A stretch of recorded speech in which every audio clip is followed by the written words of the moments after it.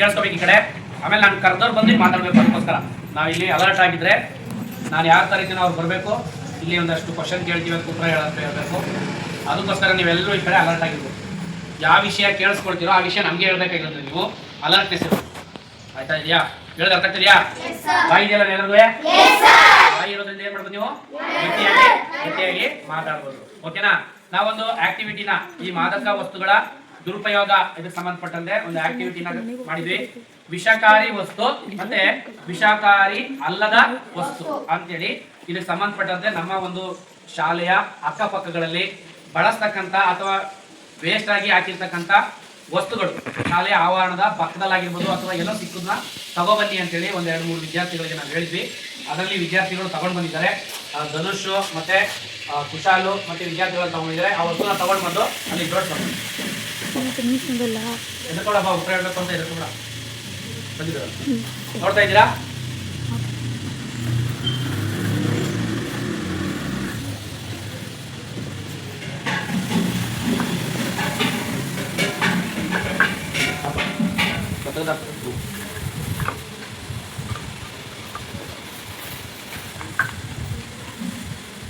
ಬೇಗ ಸರಿದಾಗ್ತದೆ.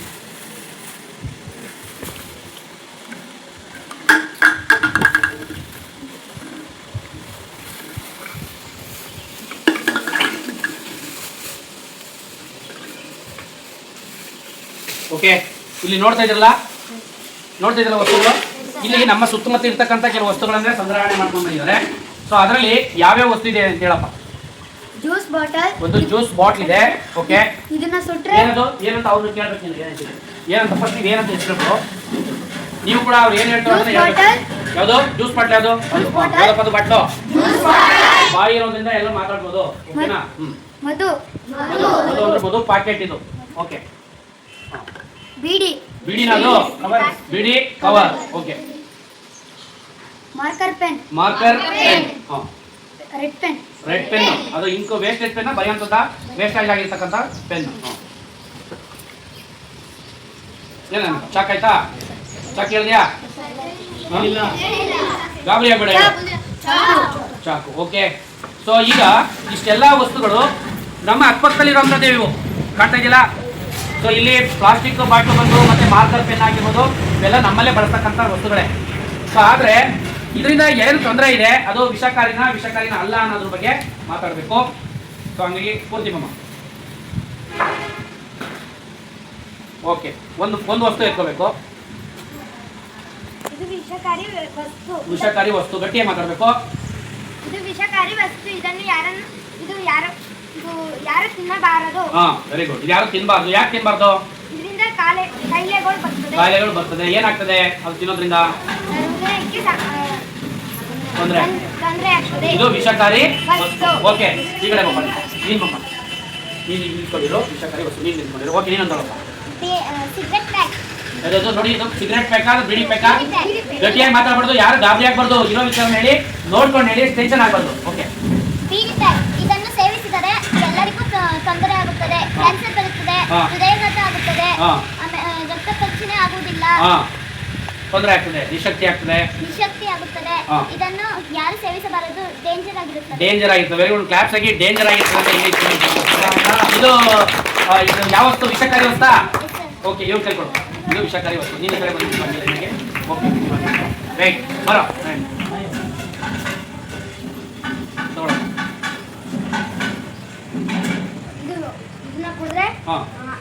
ಏನ್ ಬಾಟ್ಲು ಅಂತ ಹೇಳು. Mirinda juice bottle. Mirinda juice bottle. Okay, ಇದನ್ನ ಕುಡಿದ್ರೆ ಕೆಮ್ಮು ಬರುತ್ತೆ.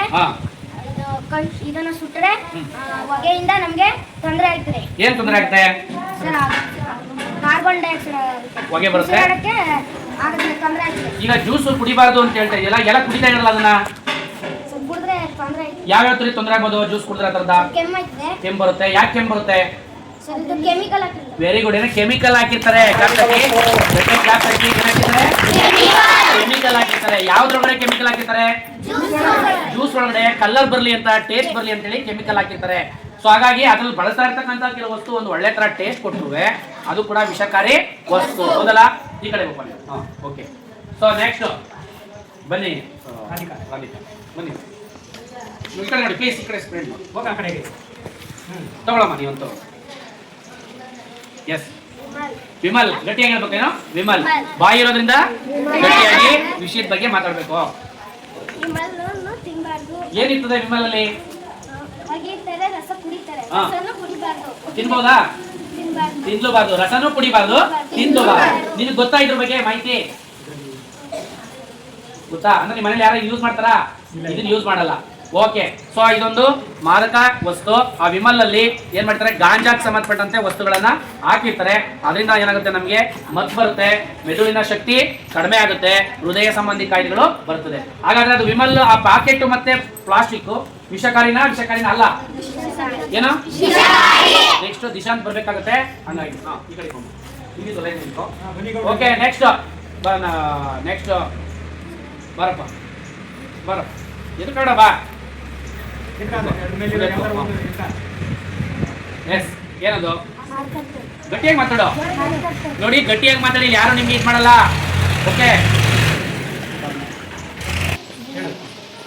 ಏನಪ್ಪ ಇದು? Marker pen. ಇದನ್ನ ಬಳಸಿದ್ರೆ ಏನಾಗುತ್ತೆ? ಬಳಸಿದ್ರೆ ಬರೆಯಕ್ಕೆ ಉಪಯೋಗ ಆಗುತ್ತೆ. ಬರೆದಾದ್ಮೇಲೆ ಎಸ್ ಬಿಡ್ತೀರಾ, ಗಟ್ಟಿಯಾಗಿ ಮಾತಾಡ್ಬೇಕು. ವೇಸ್ಟ್ ಮಾಡ್ತೀಯ, ಹೌದಲ್ವಾ? ವೇಸ್ಟ್ ಮಾಡಿದ್ಮೇಲೆ ಅದೇನಾಗುತ್ತೆ, ಎಲ್ಲೋ ಒಂದ್ ಕಡೆ ಬಿದ್ದಿರುತ್ತೆ. ಆಮೇಲೆ ಎಲ್ಲ ಒಂದ್ ಕಡೆ ಯಾವ್ದೋ ಬೆಂಕಿ ಹಾಕಿ ಸುಡ್ತಾರೆ. ಇದು ಕರಗಲ್ಲ, ಸೊ ಗೊಬ್ಬರನು ಕೂಡ ಆಗಲ್ಲ. ಇಂಥ ವಸ್ತುಗಳನ್ನ ಏನ್ ಮಾಡ್ತಾರೆ? ಸುಟ್ಟಾಕ್ತಾರೆ. ಸುಟ್ಟಾಕೋದ್ರಿಂದ ಏನಾಗುತ್ತೆ? ಹೊಗೆ ಬರುತ್ತೆ. ಹೊಗೆಯಿಂದ ಏನಾಗುತ್ತೆ? ಏನಾಗುತ್ತೆ? ಪರಿಸರ ಮಾಲಿನ್ಯ ಆಗುತ್ತೆ, ವಾಯು ಮಾಲಿನ್ಯ ಆಗುತ್ತೆ. ವಾಯು ಮಾಲಿನ್ಯ ಅಂದ್ರೆ ಏನಾಗುತ್ತೆ? ಜೀವಿಗಳಿಗೆ ಉಸಿರಾಡೋದಕ್ಕೆ ಹೌದಲ್ಲ? ಗೊತ್ತಿರೋದ್ರಿಂದ ವಿಚಾರನ ಮಾತಾಡ್ಬೇಕು. ಓಕೆ, ಸೊ ಹಾಗಾಗಿ ಇದು ಕೂಡ ಬಳಸುವಾಗ ಉಪಯೋಗ ಬರುತ್ತೆ, ಬಳಸಾದ್ಮೇಲೆ ಅದು ಕೂಡ ನಮ್ಗೆ ವಿಷಕಾರಿ ವಸ್ತು ಆಗಿ ಆಗುತ್ತೆ. ಈ ಕಡೆ ಹೋಗ. ಓಕೆ, ನೆಕ್ಸ್ಟ್ ಇದು ಚಾಕು. ಇದು ಎಲ್ಲದಕ್ಕೂ ಉಪಯೋಗ ಆಗುತ್ತೆ. ಆದ್ರೆ ಇದನ್ನ ಚುಚ್ಚಿದ್ರೆ ತುಂಬಾ ಅಪಾಯಕಾರಿ ಆಗುತ್ತೆ. ಇದನ್ನ ಹುಷಾರಾಗಿ ಯೂಸ್ ಮಾಡ್ಬೇಕು. ಇದನ್ನೇನಾದ್ರೂ ತಪ್ಪಾಗಿ ಯೂಸ್ ಮಾಡಿದ್ರೆ ಅದು ನಮ್ಗೆ ತೊಂದರೆ ಆಗುತ್ತೆ. Very good, very good. ತುಂಬಾ ಚೆನ್ನಾಗಿ ಹೇಳಿದ್ರೆ ಕ್ಲಾಸ್ ನೋಡಿದಪ್ಪ ಗಟ್ಟಿಯಾಗಿ. ಆದ್ರೆ ನೋಡಿ, ಈ ವಸ್ತು ಏನಿದೆಯೋ ನಾವು ತರಕಾರಿ ಕಟ್ ಮಾಡೋದಕ್ಕೆ ಬಳಸ್ಬೋದು, ಹಣ್ಣನ್ನು ಕತ್ತರಿಸಕ್ಕೆ ಬಳಸ್ಬೋದು, ಆಮೇಲೆ ಏನಾದ್ರು ಬಳಸ್ಬೋದಪ್ಪ, ಸೊಪ್ಪು ಕಟ್ ಮಾಡೋದಕ್ಕೆ ಬಳಸ್ಬೋದು, ಆಮೇಲೆ ಗಿಡ ಮೆಣಸಿನ್ಕಾಯಿ ತರಕಾರಿ ಅಂದ್ಮೇಲೆ ಅಲ್ಲೇ ಒಳಗಡೆ ಸೇರ್ಕೊಂಡ್ಬಿಡ್ತದೆ, ಅವು ಬಳಸ್ತೀವಿ. ಆಮೇಲೆ ಮಟನ್ ಕಟ್ ಮಾಡೋಕ್ಕೂ ಕೂಡ ಬಳಸ್ತಾರೆ, ಕುಯ್ಯೋದಕ್ಕೆ, ಚಿಕನ್ ಕಟ್ ಮಾಡೋದಕ್ಕೂ ಬಳಸ್ತಾರೆ, ಹೌದಲ್ವಾ? ಇದೆಲ್ಲದಕ್ಕೂ ಬಳಸ್ತಾರೆ. ಉಪಯೋಗ ಇದು ಇದೆ. ಇದು ವಿಷಕಾರಿನಾ ವಿಷಕಾರಿ ಅಲ್ವಾ? ಇದು ವಿಷಕಾರಿನಾ? ಯಾವಾಗ ವಿಷಕಾರಿ ಆಗುತ್ತೆ ಹಂಗಾರೆ ಇದು?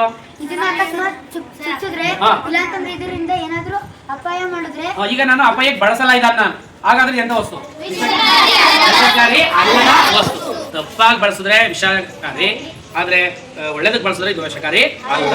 ಸೊ ಹಾಗಾಗಿ ಬಪ್ಪ ಈಗ ಗಾಬರಿ ಮಾಡಬಾರ ಬಪ್ಪ, ಹೇಳ್ಬೇಕಾಯ್ತು ಅಂದ್ರೆ ಇದಾಯ್ತು. ಓಕೆ, ಸೊ ಅದು ವಿಷಕಾರಿ ಅಲ್ಲ. ತಪ್ಪಾಗಿ ಬಳಸಿದ್ರೆ ತೊಂದ್ರೆ. ಯಾವ ತರ ವಿಷಕ್ಕಾಗಿ ತಿಂದ್ರಲ್ಲ, ಸೊ ಹಾಗಾಗಿ ಕೇರ್ಫುಲ್ ಆಗಿ ಬಳಸಬೇಕು. ಓಕೆ, ನೆಕ್ಸ್ಟ್ ಬಮ್ಮ.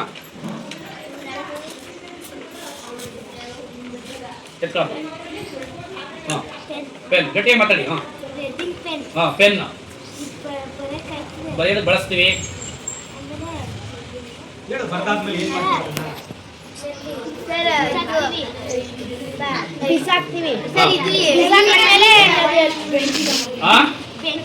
ಬನ್ನಿ ನೀವು, ಬನ್ನಿ ನೀವು, ಬನ್ನಿ ಇಬ್ರು ಬನ್ನಿ, ಬನ್ನಿ.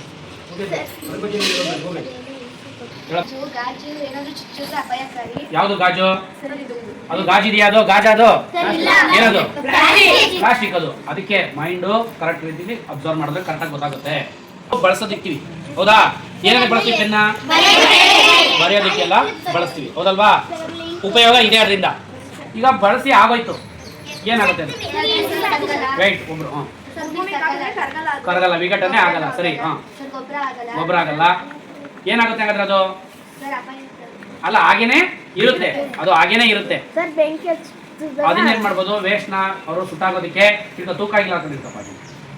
ಸೊ ಅದು ವೇಸ್ಟ್ ಅದು ಆಗುತ್ತೆ ಅಂತೇಳಿ ಅವ್ರು ಏನ್ ಮಾಡ್ತಾರೆ, ಅದನ್ನ ಸುಟ್ಟಾಕ್ತಾರೆ. ಸುಟ್ಟಾಕ್ತಾಗ ಏನಾಗುತ್ತೆ? ಅದು ಹೊಗೆ ಬರುತ್ತೆ, ಮತ್ತೆ ಅದು ಪರಿಸರಕ್ಕೆ ಮಾಲಿನ್ಯ ಮಾಡುತ್ತೆ. ಜೊತೆಗೆ ಅದರಲ್ಲಿ ಇಂಕ್ ಇದೆ, ಇಂಕು ಸ್ವಲ್ಪ ಇರುತ್ತೆ. ಬರೆಯೋದಕ್ಕೆ ಬಳಸಿದ್ರೆ ಸರಿ, ಆದ್ರೆ ಅದನ್ನ ಇಂಕ್ ಏನಾದ್ರು ನೀವೇನಾದ್ರೂ ಕೆಲವರು ಬಾಯಿಗೆ ಪೆನ್ ಹಾಕೊಳ್ಳೋದು, ಹಿಂಗೆ ಗೀಚ್ಕೊಳ್ಳೋದೆಲ್ಲ ಮಾಡ್ತೀರಾ. ಸೊ ಅದರಲ್ಲೂ ಕೂಡ ವಿಷಕಾರಿಯಾದಂಥ ವಸ್ತು ಆ ಇಂಕ್ ಒಳಗಡೆ ಇದೆ. ಸೊ ಬಳಸಿದ್ರೆ ಉಪಯೋಗ, ಬಳಸಿಲ್ಲ ಅಂದರೆ ಅನುಪಯೋಗ.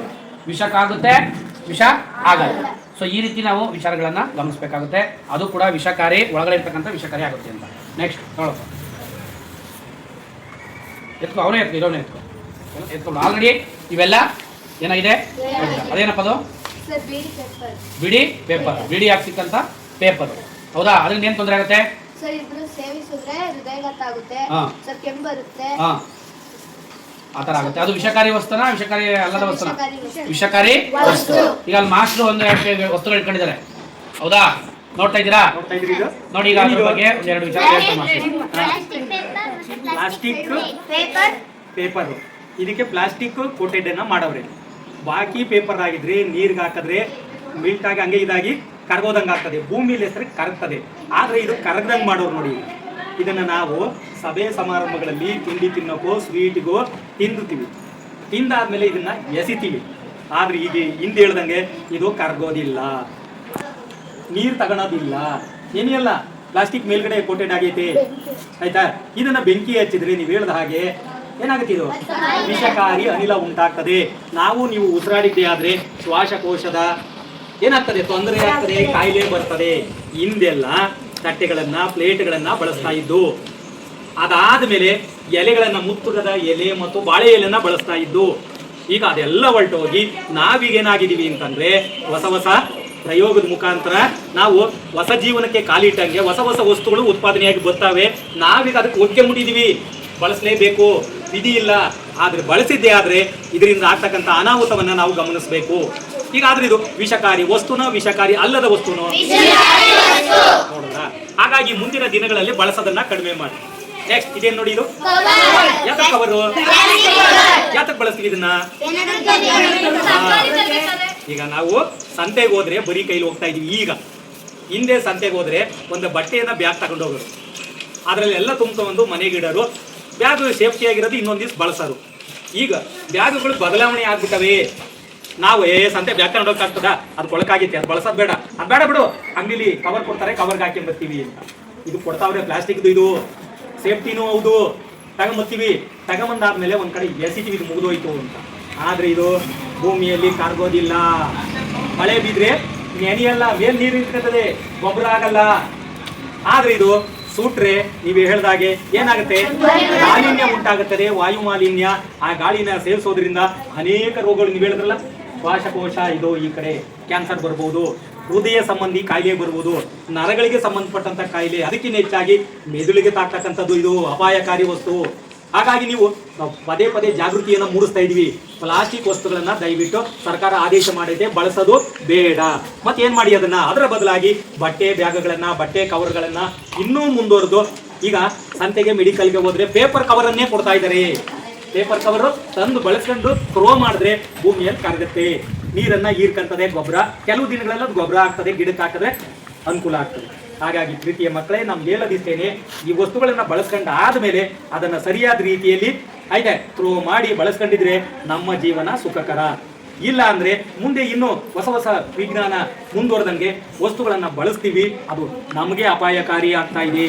ಹೇಳಿದ್ರು ನೋಡು, ಜ್ಯೂಸ್ ಬಾಟ್ಲೆಲ್ಲ ಸಾಕು ಚೆನ್ನಾಗೈತೆ ಅಂತ ಕುಡಿತೀವಿ, ಸರ್ ಹೇಳಿದ್ರು ಕಲರ್ ಹಾಕವ್ರೆ, ರುಚಿಗೆ ಅಂತ ರಾಸಾಯನಿಕ ವಸ್ತುವನ್ನ ಬಳಸವ್ರೆ, ನಿಧಾನವಾಗಿ ಆರೋಗ್ಯಕ್ಕೆ ಹಾನಿಕರ. ಅದು ಚೆನ್ನಾಗಿ ಕಾಣ್ತದೆ, ದುಡ್ಡು 10 ರೂಪಾಯಿ ಕೊಟ್ಟು ಚೆನ್ನಾಗಿ ಹೊಂದ್ಬಿಡ್ತೀವಿ, ಚೆನ್ನಾಗೈತಿ ಈಗ ಅಂತೀವಿ, ಆದ್ರೆ ಈಗ ಕಾಣೋದಿಲ್ಲ.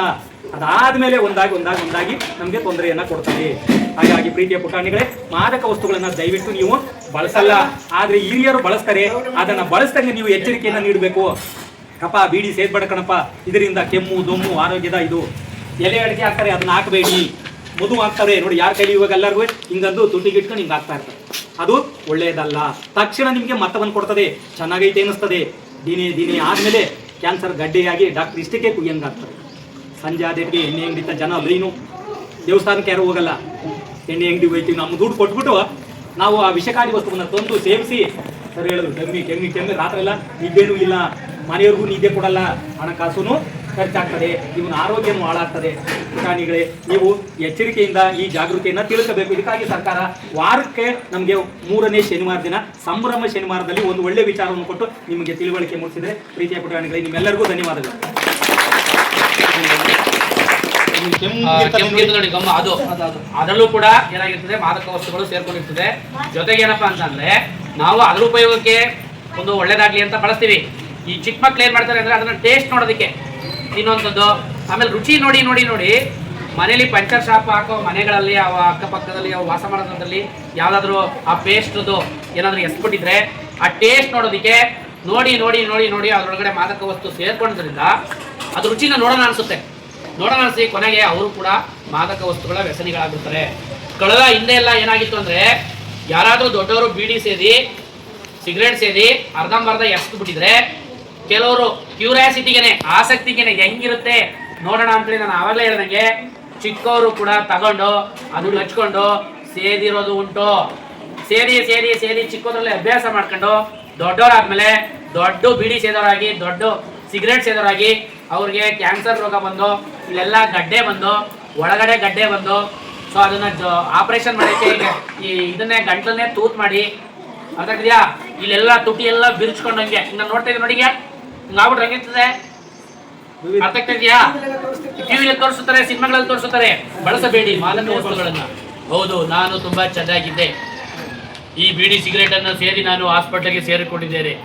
ದಾರಿ ಇದನ್ನ ಬಿಟ್ಟಿದ್ರೆ ತುಂಬಾ ಚೆನ್ನಾಗಿರ್ತಿದ್ದೆ. ನನ್ನ ಆರೋಗ್ಯವು ಕೆಟ್ಟು ಹೋಗಿದೆ. ನನಗೆ ಆಪರೇಷನ್ ಆಗಿ ನನ್ನ ಹೆಂಡತಿ ಮಕ್ಕಳನ್ನು ನೋಡಿಕೊಳ್ಳೋದಕ್ಕೆ ಆಗುತ್ತಿಲ್ಲ. ನಾನು ಇದನ್ನು ಬಳಸಬಾರದು ಅಂತೇಳಿ ಹೆಚ್ಚು ನೀವು ಬೀಡಿ ಸಿಗರೇಟ್ಗಳನ್ನು ಬಳಸಬೇಡಿ. ನೀವು ಕೂಡ ಬಳಸಬೇಡಿ, ಮತ್ತೊಬ್ಬರಿಗೂ ಬಳಸಿ ಎಂದು ಹೇಳಬೇಡಿ. ಆರೋಗ್ಯವೇ ಅಂತೇಳಿ ಅಡ್ವರ್ಟೈಸ್ಮೆಂಟ್ ಕೂಡ ಹೇಳ್ತಾರೆ. ಅದು ಯಾರೋ ಒಬ್ರು ಹೆಸರು ಹೇಳ್ತಾರೆ, ನನ್ನ ಹೆಸರು ಮುಖೇಶ್, ನನ್ನ ಹೆಸರು ಮುಖೇಶ್ ಅಂತೇಳಿ ಅಡ್ವರ್ಟೈಸ್ಮೆಂಟ್ ಎಲ್ಲ ಕೊಡ್ತಾರೆ. ಆಮೇಲೆ ಕೆಲವು ಸರಿ ನಾನು ಕೂಡ ಈ ಪ್ರಾಜೆಕ್ಟ್ ಅಲ್ಲಿ ನಾಳೆ ಟೆಲಿಕಾಸ್ಟ್ ನಾಳೆ ಅಥವಾ ಇವತ್ತು ನಿಮಗೆ ಈ ಮಾದಕ ವಸ್ತುಗಳಿಂದ ಏನೆಲ್ಲ ಡೇಂಜರ್ ಆಗಿದೆ ಅಂತ ವಿಡಿಯೋ ಸಮೇತ ನಿಮಗೆ ತೋರಿಸ್ತೀವಿ.